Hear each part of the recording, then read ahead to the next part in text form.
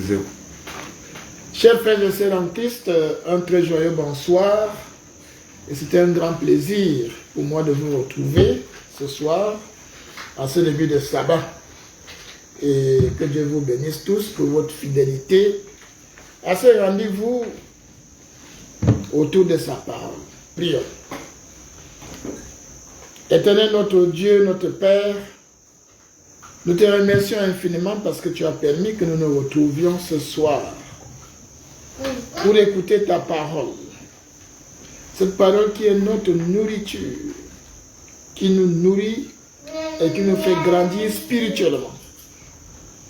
Cette parole sans laquelle personne ne pourrait vivre, car Jésus a dit que l'homme ne vivra pas de pain seulement, mais de toute parole qui sort de la bouche de Dieu. Nous prenons donc autorité et nous lions tout esprit qui n'est pas de Dieu dans cette maison et dans tous ces lieux où se trouve le peuple de Dieu, afin que seul le Saint-Esprit conduise tout. Au nom de Jésus. Au nom de Jésus, nous déclarons également que les réseaux vont permettre que le peuple de Dieu partout à travers le monde qui est fidèle à ce rendez-vous écoute ce message de ce soir sans perturbation. À toi seul l'honneur, à toi seul la gloire, et que ce message puisse enrichir ton peuple. Au nom de Jésus-Christ, notre Sauveur, notre Seigneur et notre Roi des Rois, nous avons ainsi prié, et le peuple de Dieu dit Amen. Amen. Ne crains rien. L'Éternel interviendra toujours pour toi. Voilà le message de ce soir. En ces temps difficiles de la fin, où le peuple de Dieu est assailli par des problèmes, la vie devient de plus en plus difficile. Quelle que soit ta situation, quel que soit ce qui va t'arriver, Dieu te dit, ne crains rien, j'interviendrai toujours pour toi. Je crois, frères et sœurs, en Christ, que la majeure partie des personnes sur la terre, et même des chrétiens, ne connaissent pas très bien qui est Dieu. Nous avons une idée floue de Dieu. Et je voudrais commencer ce soir par essayer de vous le présenter. Mais qui est notre Dieu là? Première chose à savoir, c'est que notre Dieu est très puissant. Il est même appelé le Tout-Puissant. Et nous allons voir en quoi il est puissant. Et vous savez que notre Dieu est un roi. Il est assis sur son trône au ciel, de toute éternité. Et il règne à partir de son siège là, sur tout l'univers et pour l'éternité. Ce n'est pas pour un temps, c'est pour l'éternité. Et comprenez bien que assis sur son trône, il ne s'est jamais levé de son trône depuis qu'il est assis sur ce trône, à partir duquel il soutient tout, il règne sur tout, il soutient tout ce qu'il a créé. Même quand il y a eu le déluge, prenons le psaume 29. Lis le psaume 10 pour voir ce qui est écrit sur notre Dieu le Tout-Puissant. Psaume 29, verset 10. L'Éternel était sur son trône lors du déluge. Il était où? Sur son trône. C'est-à-dire qu'il y avait le déluge sur la terre. Les gens mouraient, il y avait de l'eau qui remplissait, mais il était assis sur son trône. Il ne bouge pas de son trône, d'où il dirige tout. Regardons sa toute puissance. Lisons le psaume 33, versets 8 à 9. Nous avons une idée vague de notre Dieu. C'est le Tout-Puissant. Psaume 33, versets 8 à 9. Que toute la terre craigne l'Éternel, que tous les habitants du monde tremblent devant lui. Tremble devant lui. Pourquoi? Continue. Car il dit, et la chose arrive. Il ordonne et elle existe. C'est-à-dire que quand il dit, ce qu'il dit arrive. Quand il ordonne, même ce qui n'existe pas vient à l'existence. Voilà sa puissance. Il fait tout ce qu'il veut au ciel. Psaume 115, verset 3. Voilà notre grand Dieu. Psaume 115, verset 3. Notre Dieu est au ciel, il fait tout ce qu'il veut. Tout ce qu'il veut. Au ciel. Il faut bien préciser que la Bible dit au ciel, parce que sur la terre, comme Dieu a donné la terre à l'homme, il n'agit pas comme il veut. Non. Il faut qu'un homme lui demande d'intervenir pour qu'il agisse. D'où l'importance de la prière. Dieu ne se répand pas de ce qu'il a fait. Il a donné la terre aux hommes et il en est ainsi. Voilà pourquoi il dit que quand ça ne va pas, il cherche un intercesseur qui va lui demander d'intervenir pour qu'il agisse. Mais il est si puissant que ce qu'il dit arrive immédiatement. Que la lumière soit. Et la lumière fut. Il dit au mort, lève-toi. Le mort se lève. Tout ce qu'il dit arrive. Même si ça n'existait pas quand il a dit, ça vient à l'existence. Sa parole suffit. Voilà le grand Dieu puissant. Voilà pourquoi Jésus, en apprenant le modèle de prière à ses disciples, dans Matthieu chapitre 6, au verset 10, on a souvent récité ça, mais il faut comprendre ce que ça veut dire. Verset 10. Que ton règne vienne, que ta volonté soit faite sur la terre comme au ciel. Que ta volonté soit faite sur la terre comme au ciel. Parce qu'au ciel, il fait ce qu'il veut. Dès qu'il veut quelque chose, ça se fait. Et nous souhaitons que son règne vienne sur la terre pour qu'il en soit ainsi. Voilà le Tout-Puissant, le grand Dieu. Pour être conscient de sa puissance, regardez ce qu'il a fait pour son peuple Israël en Égypte. Quand il a décidé de délivrer ce peuple de l'esclavage. Vous pouvez aller lire le livre d'Exode. À partir du chapitre 8, vous allez voir les 10 plaies. Il suffit qu'il annonce. Il va dire à Pharaon que s'il ne fait pas ceci, ceci va arriver. Bon, lis quand même 2 versets ou 3. Lis à partir du verset 14, Exode 8. Pour voir la puissance de Dieu à l'œuvre. Parce que quand nous lisons, ça reste théorique. Mais imaginez-vous que c'était sur la terre en Égypte. Moïse et Aaron allaient dire au Pharaon ce que Dieu annonçait.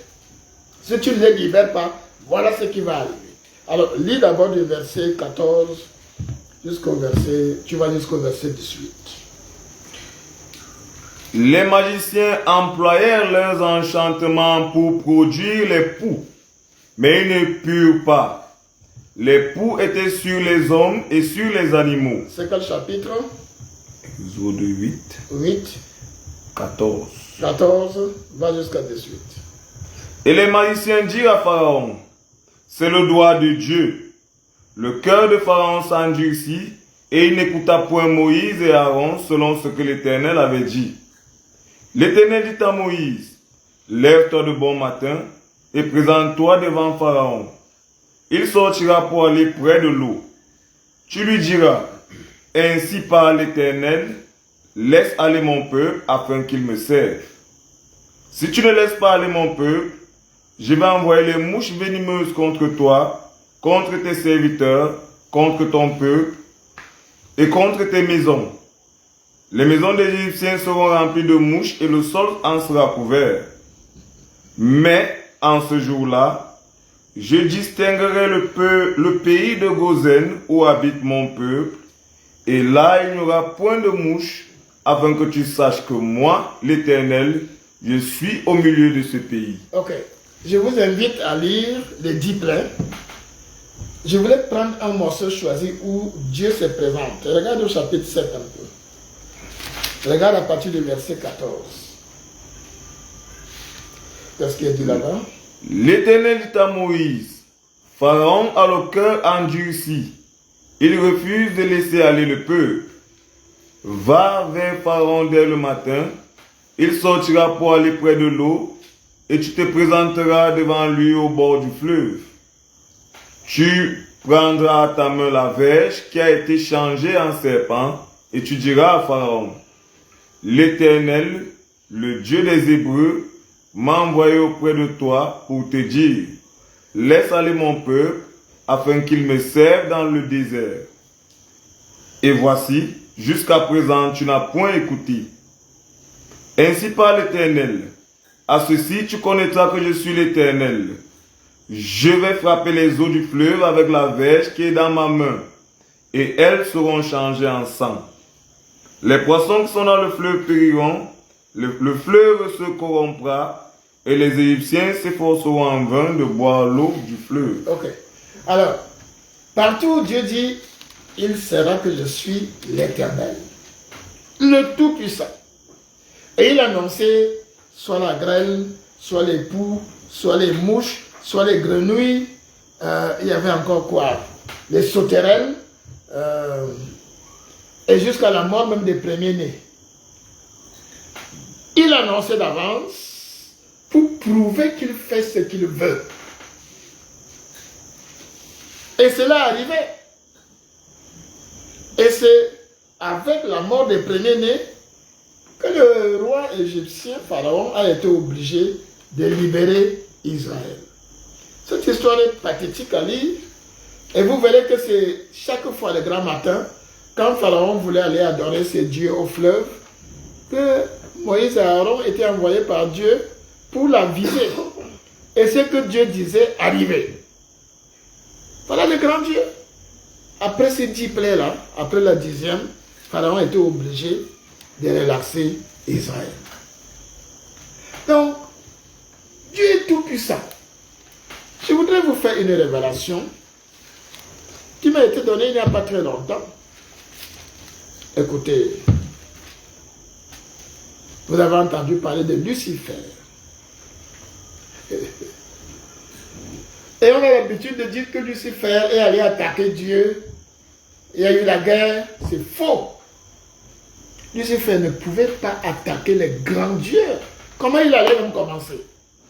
Alors, prenez Ésaïe 14 pour comprendre ce que Dieu a fait à Lucifer. Il n'y a jamais eu de combat. Quel combat? Un créateur et une créature.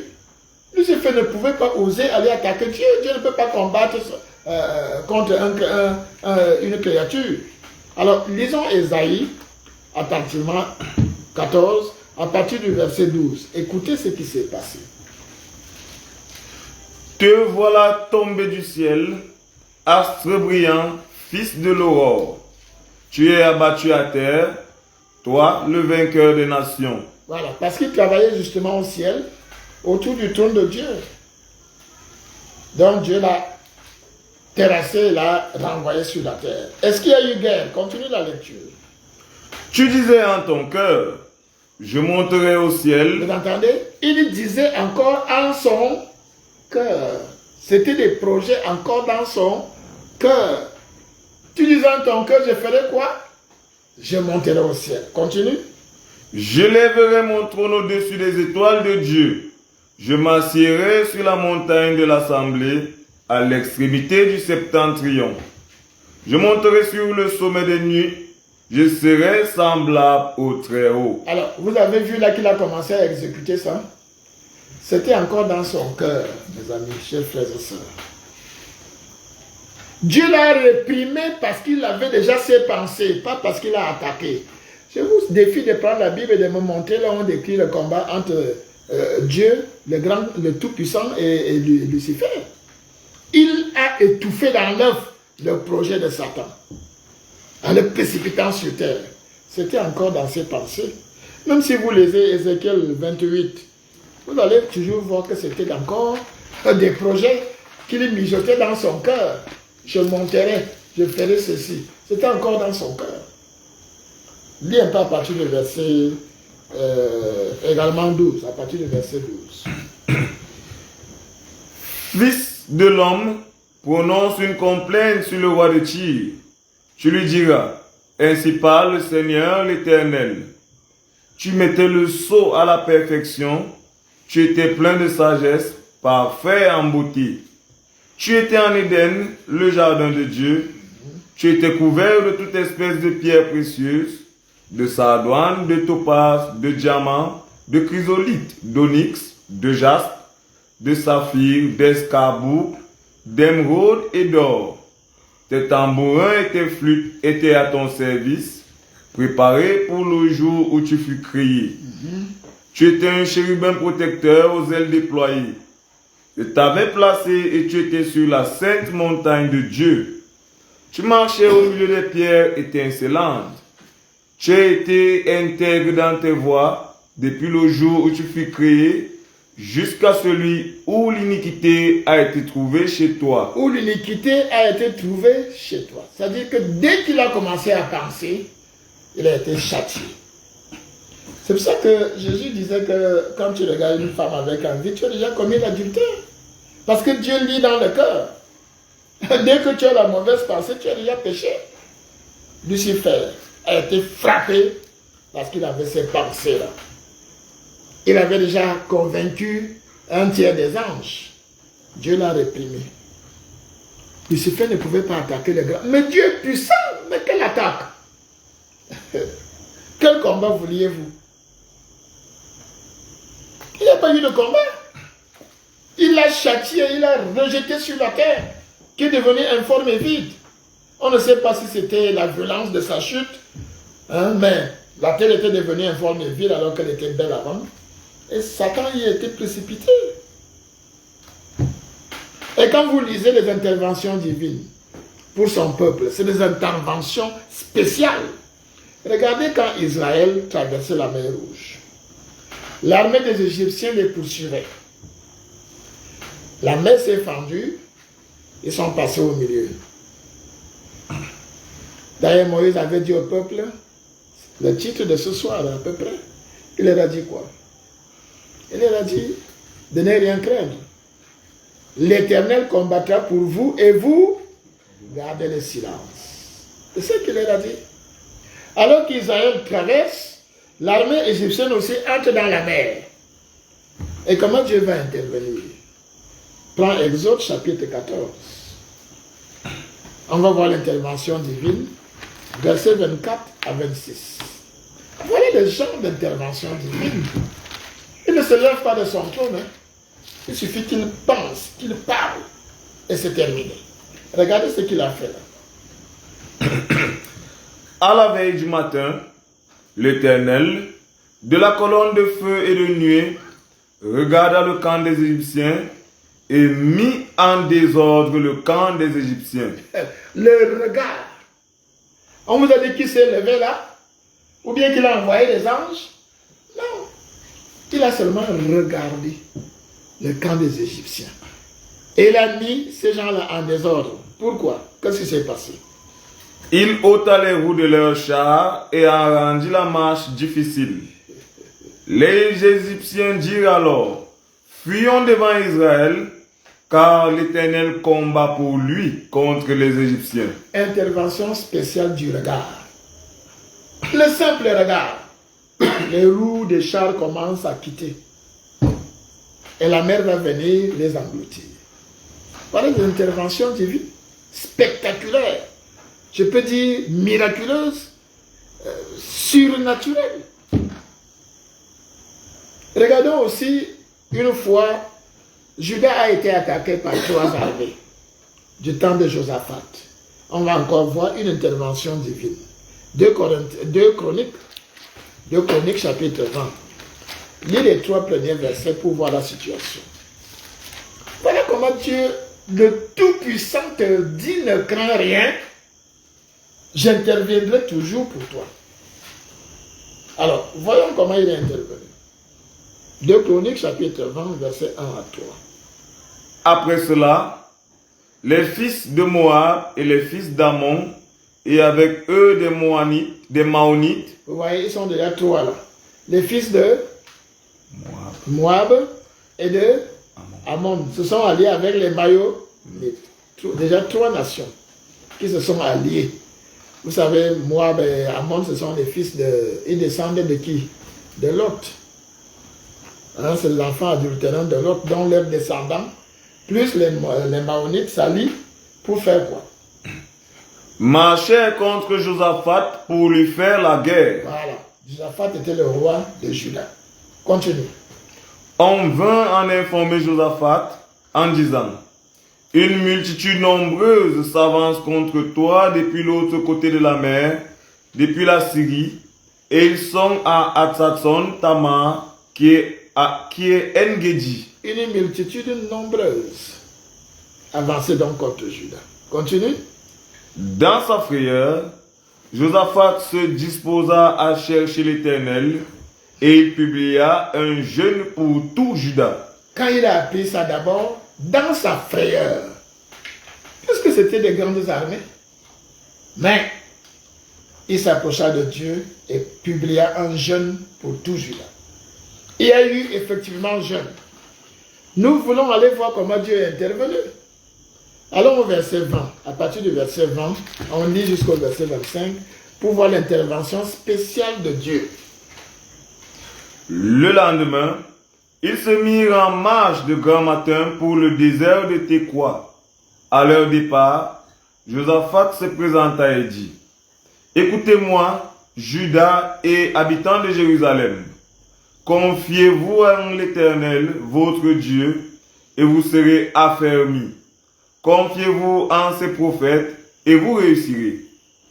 Puis, d'accord avec le peuple, il nomma des chantres qui, revêtus d'ornements sacrés et marchant devant l'armée, célébraient l'Éternel et disaient: louez l'Éternel, car sa miséricorde dure à toujours. Au moment où l'on commençait les chants et les louanges, l'Éternel plaça une embuscade contre les fils d'Ammon et de Moab et ceux de la montagne de Séir qui étaient venus contre Juda, et ils furent battus. Les fils d'Ammon et de Moab se jetèrent sur les habitants de la montagne de Séir pour les dévouer par interdit et les exterminer. Et quand ils en eurent fini avec les habitants de Séir, ils cédèrent les uns les autres à se détruire. Intervention spéciale de Dieu, il commence à s'entretuer. Ammon et Moab, des frères, commencent à tuer les Maonites. Pourquoi? Intervention divine. Et puis, entre eux, ils s'entretuèrent. Voilà des interventions divines. Israël ne combat pas. Il n'envoie pas les anges. Mais il les pousse à s'entretuer. Lis la suite. Lorsque Juda fut arrivé sur la hauteur d'où l'on aperçoit le désert, ils regardèrent du côté de la multitude, et voici, c'étaient des cadavres étendus à terre, et personne n'avait échappé. Josaphat et son peuple allèrent prendre leurs dépouilles. Ils trouvèrent parmi les cadavres d'abondantes richesses et des objets précieux, et ils en enlevèrent tant qu'ils ne purent tout emporter. Ok, je crois qu'on peut arrêter là. Voilà la victoire. Israël a combattu? Non. Ils ont simplement jeûné, imploré l'intervention divine. Dieu est intervenu. Ils ont mis les louangeurs devant. Pas les généraux avec les armes, non, les louangeurs. Et quand ils ont commencé à chanter, Dieu intervient dans le camp adverse. Ils s'entretuent entre eux. Voilà les interventions divines. Voilà sa puissance qui fait ce qu'il veut. Et c'est ce Dieu-là qui te dit ne crains rien. je suis avec toi, j'interviendrai toujours pour toi. Frères et sœurs, il faut comprendre que depuis Abraham, lorsque Dieu a décidé de faire son peuple à partir de lui, il a toujours fait des promesses à son peuple en lui disant de ne pas craindre. Genèse chapitre 15, verset 1, voilà déjà avec Abraham, l'ancêtre du peuple de Dieu. Qu'est-ce que Dieu lui dit au verset 1? Après ces événements, la parole de l'Éternel fut adressée à Abraham dans une vision et il dit, Abraham, ne crains point, je suis ton bouclier et ta récompense sera très grande. Ne crains point, je suis moi ton bouclier. Il va le dire à son petit-fils Jacob au chapitre 26, chapitre 26, verset 24. L'Éternel lui apparut dans la nuit et dit, je suis le Dieu d'Abraham, ton père. Ne crains point, car je suis avec toi. Je te bénirai et je multiplierai ta postérité à cause d'Abraham, mon serviteur. Ne crains rien. Alors, ce que nous devons comprendre, c'est que ce Dieu puissant-là a vu l'homme pécheur que nous sommes. Nous sommes tous des pécheurs et nous méritons la mort. Alors Dieu est un Dieu de justice. Et sa parole dit que le salaire du péché, c'est la mort. Et il est juste. Il ne peut pas ne pas donner la mort à celui qui pêche. Mais c'est aussi un Dieu d'amour. Donc l'homme pécheur doit mourir, mais Dieu l'aime et veut le sauver. Le Tout-Puissant, que va-t-il faire? Jésus sera la solution. Il va choisir Jésus et lui demander de venir souffrir et mourir à la place de l'homme, à notre place. Et il suffira que toute personne, quiconque reconnaîtra que Jésus est son sauveur et son Seigneur, bénéficie de ce que Jésus a fait. Ça veut dire que tu es pécheur, Dieu te pardonne, il te justifie, il te sanctifie, tu as la rédemption par Jésus. C'est ça le volet justice. Dieu aurait dû te frapper à cause de tes péchés, mais il a frappé son propre fils. Quand les gens disent Dieu va te frapper, mais le Tout-Puissant, je ne sais pas qu'est-ce que l'homme devant Dieu. Je ne sais pas si c'est une graine ou quoi. Dieu ne peut plus te frapper, chers frères et sœurs. Non, il a déjà frappé son fils à ta place. Il te dit dès lors ne crains rien. Parce qu'il y a l'amour. Il a fait ça par amour. Il a fait ça par grâce.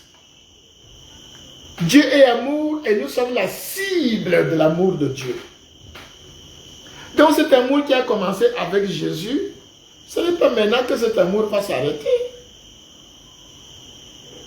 Et voilà pourquoi il a dit à Jésus, dis-leur que je suis donc devenu leur Père. Oh. Il nous adopte et il décide qu'il devient notre Père. Comprenez-vous le degré d'amour que Dieu a manifesté pour nous? Le Tout-Puissant dit, je deviens votre Père. Et Jésus, un jour, avait parlé à ses disciples. Il dit, mais vous avez des enfants. Vous êtes si méchants, mais vous faites du bien à vos enfants. Alors, prenons Matthieu chapitre 7. Pour voir. Parce que quand Jésus est ressuscité, il a dit à Marie de Magdala, je vais chez mon Père, votre Père, mon Dieu, votre Dieu. Le Tout-Puissant. Notre Père. Alors, qu'est-ce que Jésus avait dit? Versets 7 à 11. Matthieu 7. Demandez et l'on vous donnera. Cherchez et vous trouverez. Frappez et l'on vous ouvrira. Car quiconque demande reçoit, celui qui cherche trouve, et l'on ouvre à celui qui frappe. Lequel de vous donnera une pierre à son fils s'il lui demande du pain? Ou s'il demande un poisson, lui donnera-t-il un serpent? Si donc, méchant comme vous l'êtes, vous savez donner de bonnes choses à vos enfants, à combien plus forte raison votre Père qui est dans les cieux donnera-t-il de bonnes choses à ceux qui les lui demandent? Voilà ce que Jésus dit. Il est votre Père. Vous les humains là, vous êtes méchants, mais qui de vous donnera un caillou à son enfant quand son enfant veut le pain? Il leur disait, mais si Dieu est votre Père, vous êtes ses enfants, il s'occupera de vous.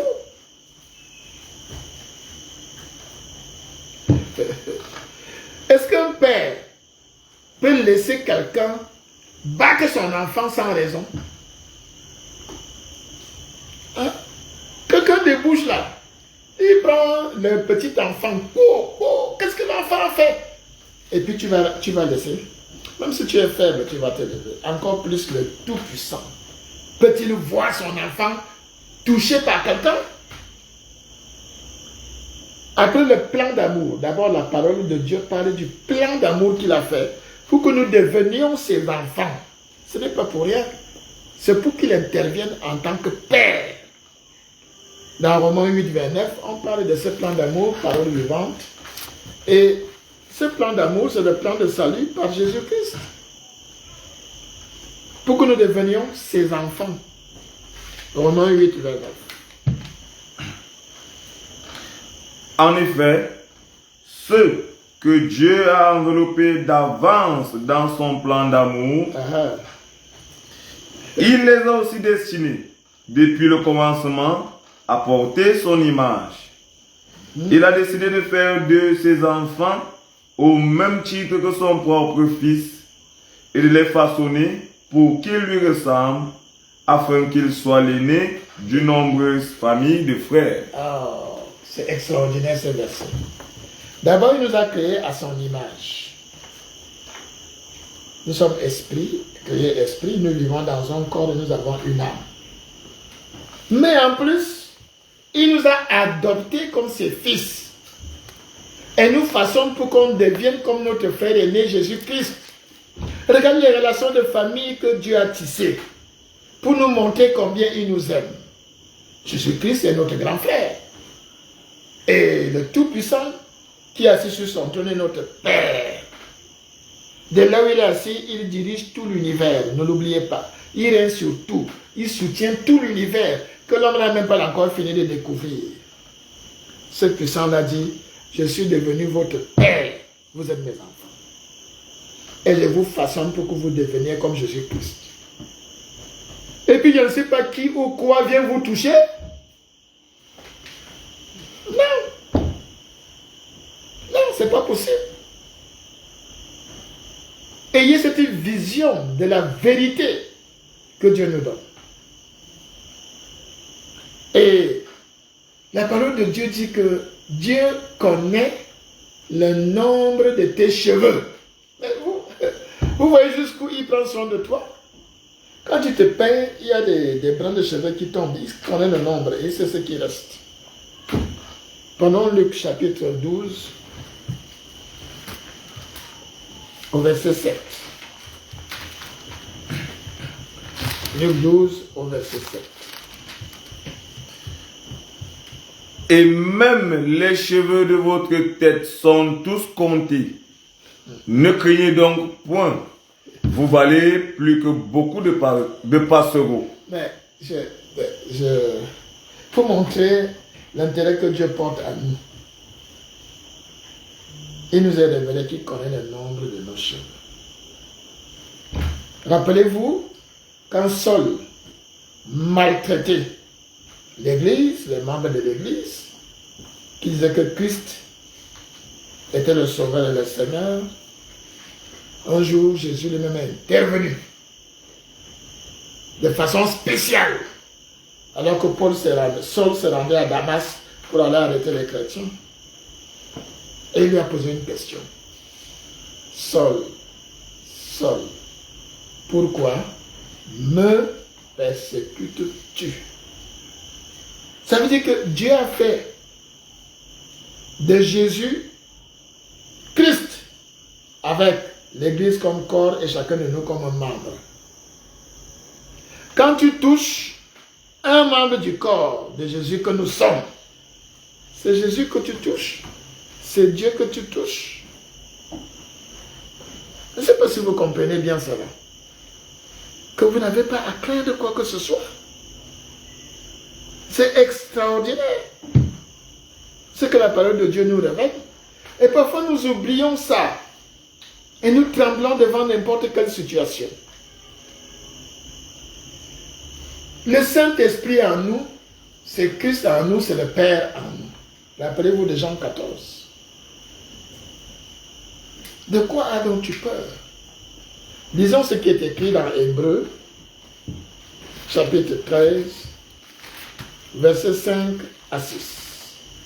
Hébreux, chapitre 13, versets 5 à 6.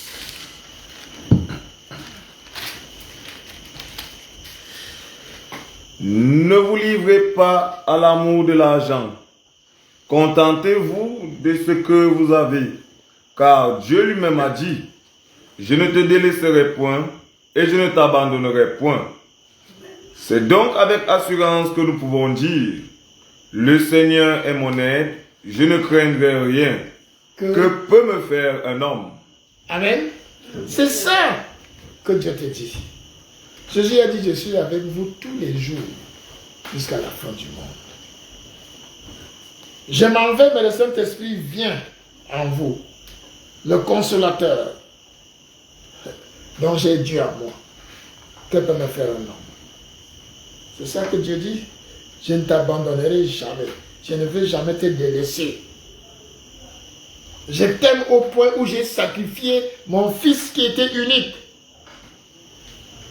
Je ne peux pas permettre que n'importe quoi ou n'importe qui te dérange. Je vais intervenir.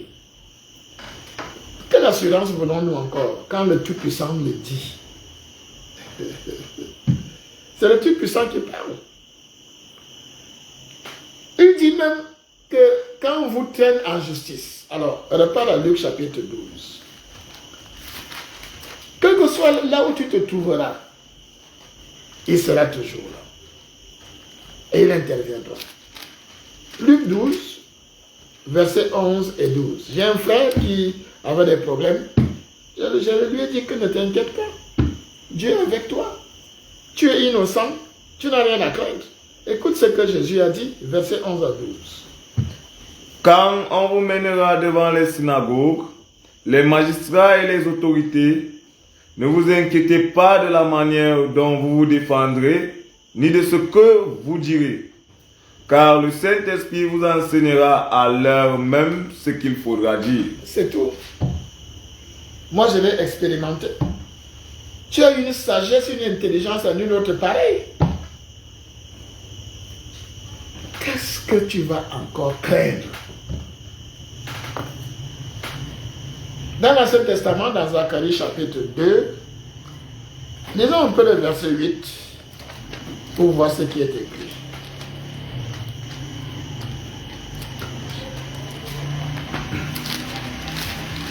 Zacharie 2, verset 8. Car ainsi parle l'Éternel des armées. Après cela viendra la gloire. Il m'a envoyé vers les nations qui vous ont dépouillés, car celui qui vous touche, touche la prunelle de son œil. Vous entendez? Dieu dit, va leur dire que celui qui vous touche, touche la prunelle de mon œil. Vous entendez? Regardez, que quelqu'un essaie d'avancer le doigt vers ton œil.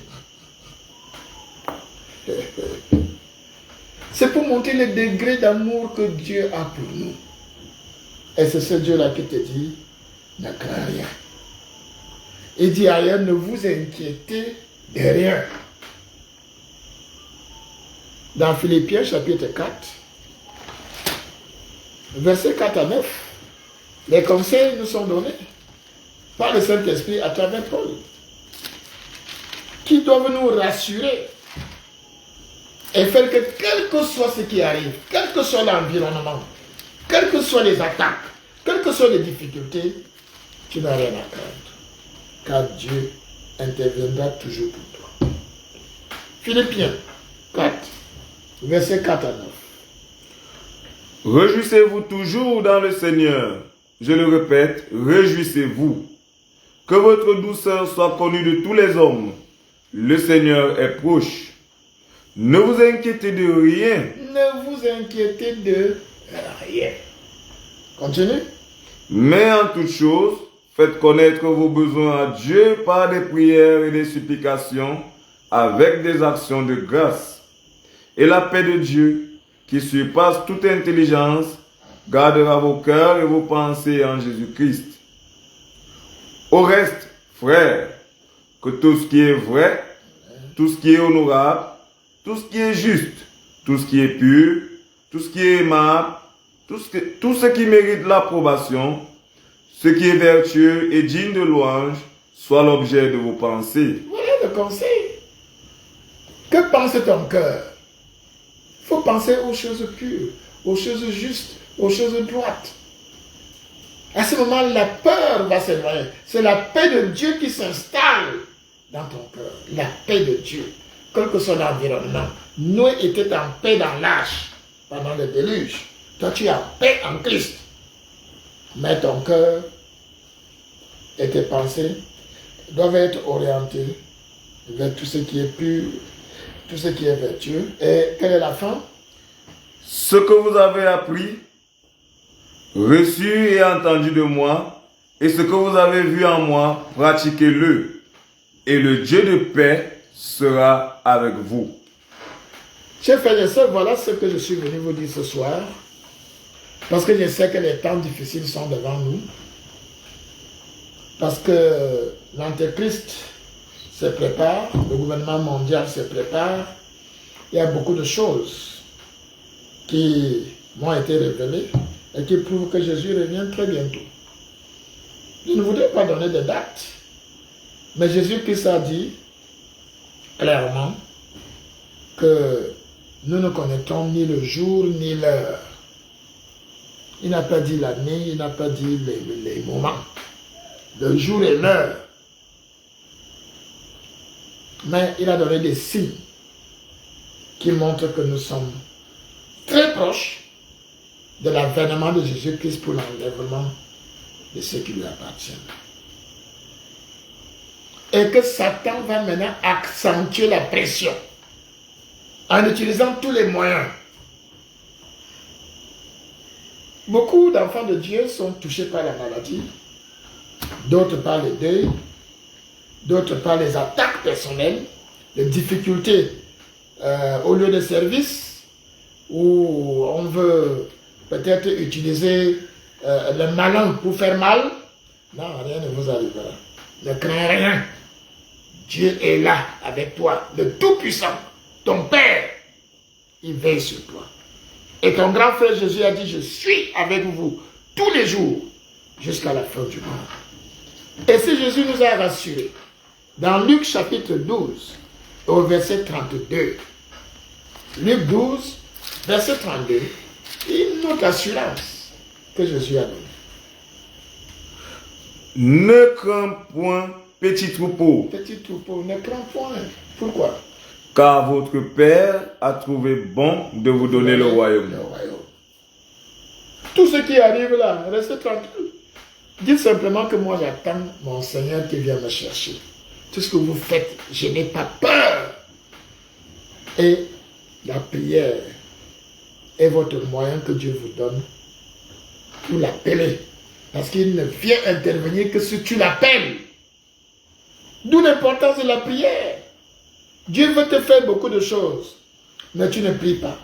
Satan t'empêche de prier. Parfois, tu te dis, je ne sais même pas ce que je vais dire alors que tu as des problèmes. Nous sommes au moment où il faut s'attacher à l'étude de la parole et à la prière. C'est ça, veiller et prier. Et ne jamais avoir peur. Absolue certitude que Dieu interviendra toujours pour toi et que tu auras toujours la victoire.